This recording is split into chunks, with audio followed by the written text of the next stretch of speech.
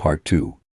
Said food, we've said clothing, we've said transport, we've said home. Now we get to spouse. A lot of people can have fulfilling relationships if they got to know each other in the ways that is meaningful.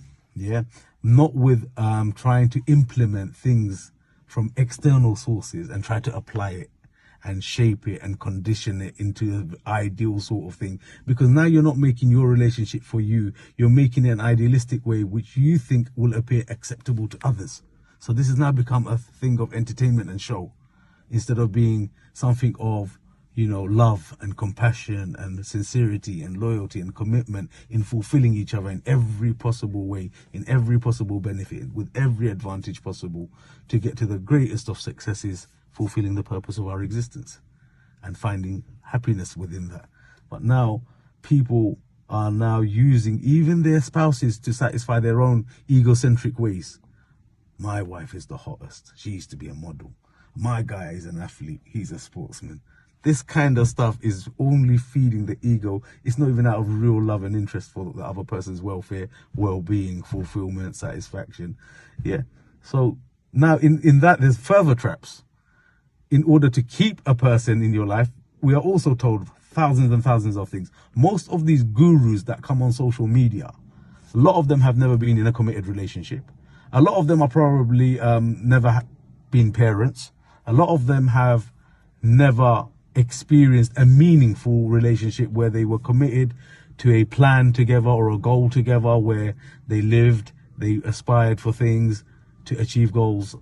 You know, so a lot of the so-called advisors, a lot of them look like they're very young and inexperienced in life per se.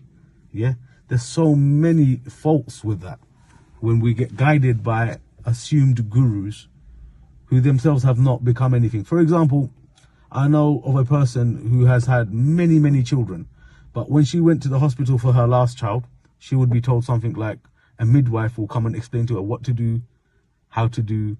And this person's come from a classroom, and this is all hypothetical, theoretical stuff, never been a mother. You know, someone else would give parental advice, but they don't have any children. So we're taking guidance from who are these role models that we're giving ourselves access to our lives and to dictate and shape the way we do things, who themselves are not even accomplished in what they're trying to advise on. You know, so you have to be careful where we take our things from as well. Yeah. So back to the spouse situation, I'll give you an example. An anxiety a lot of people have.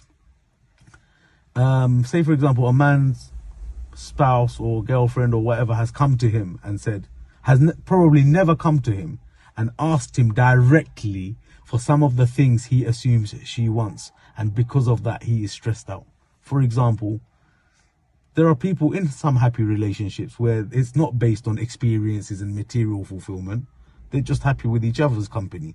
So, like a woman's probably never come up to a guy and said, oh, I really want to go Miami or Las Vegas and this and that. But in his mind, he's walking around thinking that that's what she probably wants and giving himself anxiety about unconfessed things.